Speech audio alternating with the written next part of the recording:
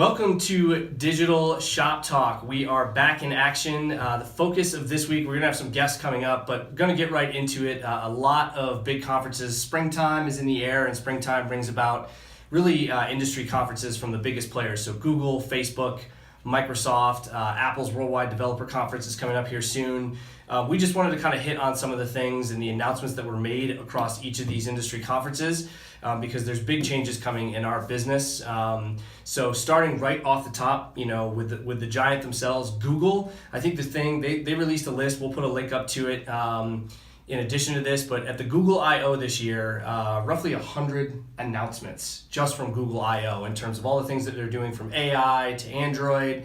I know you've got some stuff you want to touch on. The thing that stood out to me really was all the announcements around the assistant, how it's becoming more conversational, how voice search continues to evolve. We talk a lot about voice on here, but the things that jump off the page and jumped off the event to me were really, again, around being more conversational, this idea of continued conversation. So instead of kind of this herky-jerky, hey Google, help me do this, and try to maneuver the conversation that way to find out what you want, in addition to multiple actions, scheduling routines. I mean, the assistant is becoming more than just a voice engine. It truly is becoming an assistant. And so while we talk a lot about AI and machine learning, and people think, the Tom Cruise Minority Report, this is AI and machine learning in a way that is relatable, I think, to most people, even outside of digital marketing. So just the Internet of Things and smart home and everything. I mean, it is, it's like another person basically helping you out with kind of those nominal day-to-day tasks. Absolutely. So, a lot of interesting stuff came out. I'm wearing my Cookie Monster shirt in honor of GDPR week. Good touch. This week. But some of the things that were really interesting to me, both from a personal and a professional level,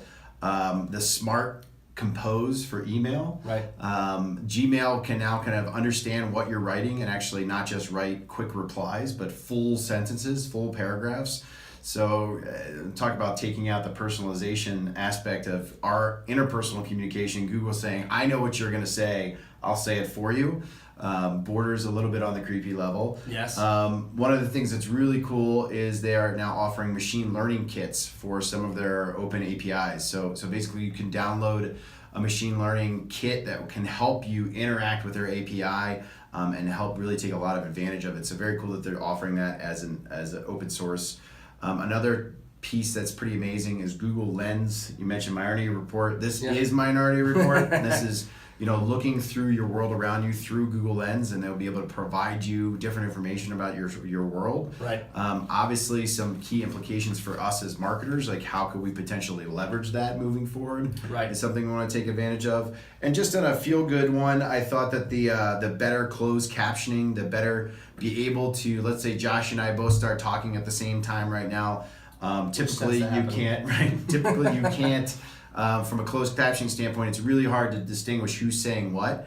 And they showed a great demo of being able to pull apart two people shouting at the same exact time and be able to pull that information down. So I thought that was really a compelling use of this machine learning, understanding voice, and to be able to provide better information to those that right now couldn't be able to get it. So they're kind of touching across everything in our lives. Yeah, from writing emails to how we look at and engage with information online. Always interesting. The assistant piece, you didn't mention that they can make the phone calls on your behalf. Right. There's a little bit of a backlash on that, not knowing that a robot is making this call is something they've come out since then and said we will always let people know it's a virtual person. Yep. So we're seeing some very rapid advancement, and it's impacting us across everything we do. Yeah, even the last one I used, the pretty please, that polite conversation for kids. I've got a 9-month-old, you've got kids who are 8 and 10, right? Like, do you have to kind of teach them how to speak like adults and respond politely? I'm sure that's constantly a day-to-day conversation. So maybe Google will do parenting for you too. Eventually, right? Now they can change diapers. All right, we'll be back with a few quick hitting interviews with some key members here at the Location3 team.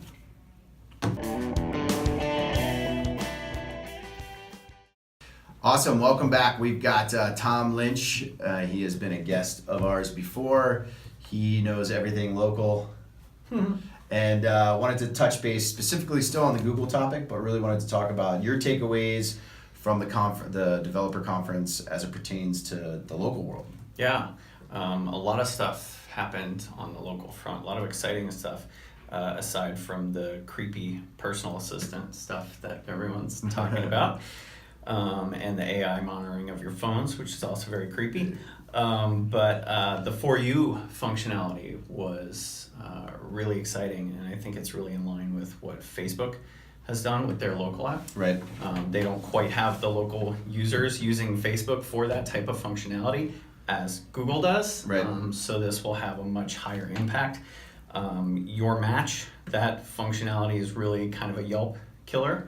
I think driven at a lot of that, kind of socializing, democratizing user content and generating reviews, personalizing restaurants and businesses for you and your social groups. Right.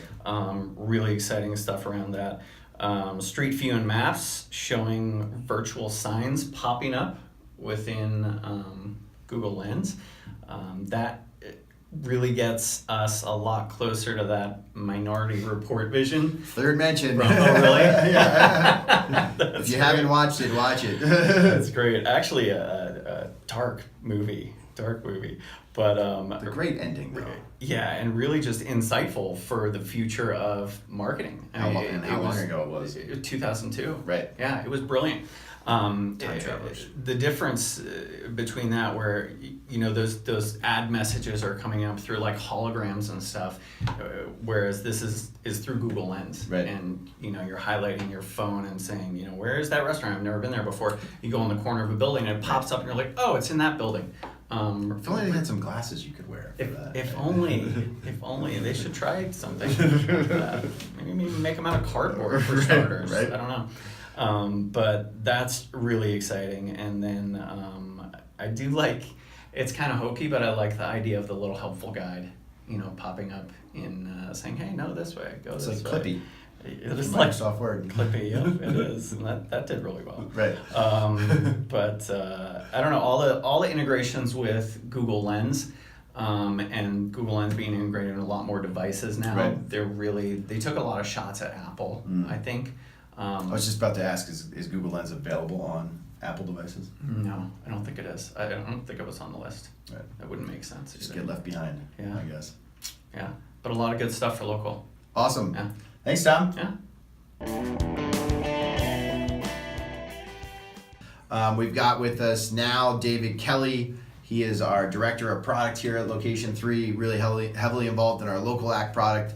And we do a lot of our builds using Microsoft products as well as an organization. We run on Teams, we use Office 365 Suite, and they just had their developer conference and a lot of great kind of takeaways from it. Yeah, I think seeing how much Microsoft is focusing on Azure right now is really exciting for us personally here at Location3. We utilize so much of Azure to make local act work for ourselves internally here and for our clients. That it's really exciting to see Microsoft continue to support that, continue to grow in that area so much. I got to maybe put you on the spot here, but I also saw from the Google Developer Conference, they're really pushing their kind of cloud platform, right? And I think direct competition with Azure. Do you see, how do you see that space shaping out? I think it's very fascinating. We obviously have a big bias towards Azure and everything they do, but there's a lot we use from Google as well. I think the other big player in that market is obviously AWS and Amazon. Right, Amazon, right. And it's interesting to see how with Amazon and Microsoft kind of linking Alexa and Cortana up, it's strange seeing that connection there. It's almost like when you used to see Microsoft making Office for Apple when they were completely fighting against Apple too there. So even though you have these very distinct players in the space that are really trying to compete for the biggest market share, you're still seeing them have to work with one another too. So I guess the big winner is us in a lot of this because these guys are constantly evolving their product. Yeah, I'd absolutely say so. I think that's going to allow for the greatest innovation, obviously, make sure that we get to the market fastest with these tools, but also gives us the flexibility to look at different things. And I think you're starting to see, especially with Microsoft and with Azure, they're really becoming less and less platform specific and more platform agnostic to making sure, obviously the Office 365 apps work on some different things, but they're trying to make Azure work in more environments too. And I think that's really showing that Microsoft's becoming a different company than they were, especially 5 or 10 years ago. Yeah, absolutely. Now, AI on everyone's mind.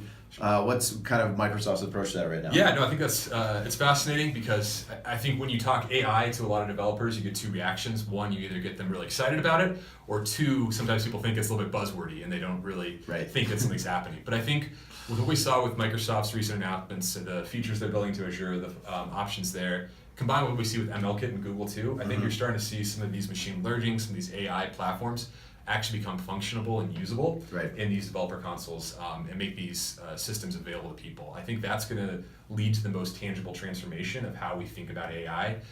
It's become kind of less sort of spatial and high concept and more actually being used in our day-to-day applications, our day-to-day life. And I think we're going to get more innovations from that too. Nice. So just to kind of take it down to my level a little bit, when you say like these developer kits are being released, what is that actually? Is it just like here's kind of a way to kickstart your machine learning? I'm probably gonna do a terrible job explaining it myself, but it's mostly they give you kind of a foundation. Gotcha. Okay. You can start to use their APIs or use their SDK to call on some of the technologies they provide there too. So you can just provide some inputs from your own application, use their processing, use their information to get a result that's tangible to your business. Awesome. All right. Well, thanks very much. Thank you.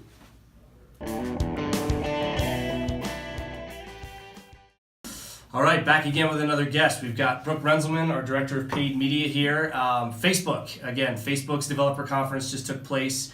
We've talked a little bit about Microsoft and Google here. Big themes seem to be really around AI and machine learning. Facebook dropped some news kind of around AR and VR with some Oculus updates. Really from your perspective and knowing what you know about Facebook, kind of outside of the conference itself, how is AI and machine learning, if you will, starting to shift things and how we market to consumers in Facebook? Well, I think it does affect visual searches, especially as we're shifting more towards Instagram as a platform that's kind of taking over beyond Facebook. That type of AI to the level of Oculus Go, that's going to be really, I think, the future in terms of where Facebook and Instagram is taking the visual pieces for AR. Nice. Obviously, Facebook in the news around the Cambridge Analytica piece. How do you, from just an audience targeting perspective, we know Facebook there's been some changes in third-party data, for example. So while maybe not a hot topic at the developer conference, certainly a topic for discussion when we think about how we can market to consumers going forward and the type of data that we can use. Yeah, it's challenging because they're taking away a lot of the data that we initially had access to. So it just is going to be even more important for advertisers and consumers to think about what type of data they're providing Facebook, and then how can advertisers actually be creative in terms of targeting. It's going to make actually the messaging and the creative even more important, because that's what's going to resonate. If we can't do as granular of targeting, then we have to have some really fantastic messaging. Nice. Yeah, I think it was funny, after all the news around Cambridge Analytica, I think the next earnings update or advertising update was that advertisers are not leaving Facebook by any means. They're still spending dollars there. What do you see, outside of creative? Is there anything specific that in this kind of going forward when it comes to advertising on Facebook, Instagram being huge, anything else that, Facebook's still really a rich environment for people to advertise on? Absolutely. I think as people kind of shift their paid social behaviors, Instagram stories is really one of the areas that they are definitely putting a push on and continuing to grow. And that's really where a lot of time is being spent. I know Facebook just recently announced that even Facebook stories will now have advertising available. So that's really one area that I think they saw the benefits that Snapchat had, brought that into Instagram, and now are trying to bring it into the Facebook space. Poaching those Snapchats. Yep. Nice. Awesome. Well, that was great. Thanks for coming by. Thank you.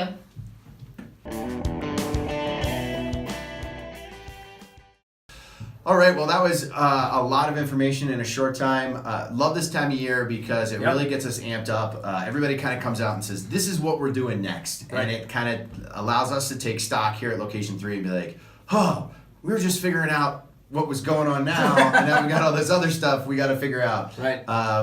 Apple, as is their want, will be always with the Apple shots. A little bit later. Apparently they need a little bit more time to figure out what's next for them. Yeah, they're going to see what everyone else is doing. And put a notch in a phone. I think that's a dongle for yourself. But really exciting stuff. It's just great. It's what we say all the time, right? This is impacting our lives from the minute you wake up to the minute you go to bed and everywhere in between. And us as marketers, it's really exciting just for us to see what are these features, and then how do we apply them to our clients and our partners and make our marketing campaigns better? That's at the end of the day. Yep, and I think too, you touched on GDPR a little bit earlier. Obviously, more of an impact in Europe certainly, but we're still, it's forcing every company and business to kind of evaluate privacy in the United States as well. And so Tom had mentioned earlier kind of the creepy factor with some of these things that are happening, but I think I've said more than once that people still respond to good advertising, and if you target appropriately, you give a quality user experience, and you provide some kind of value to that consumer. I mean, we see the data every minute of every day. It actually works. So a lot of exciting stuff coming out of this, but certainly data privacy is paramount. And just stop making bad advertising as a business, and you'll be fine in the grand scheme of things. So, don't fear the Reaper, and the only thing you have to fear is fear itself. Is that some outro music, Blue Oyster Cult? All right, well, that's it for Shop Talk. Maybe we'll touch on Apple next time. Peace, we out. Peace.